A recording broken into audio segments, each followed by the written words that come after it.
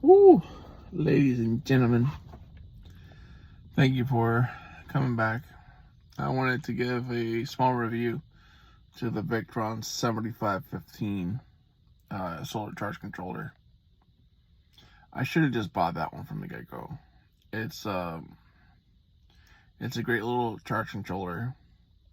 It records the history for how much it produces on a daily basis.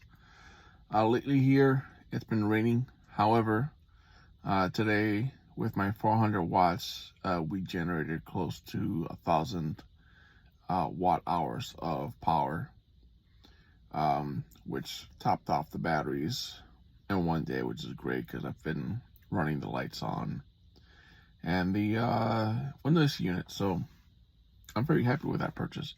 I'm going to sell the other one.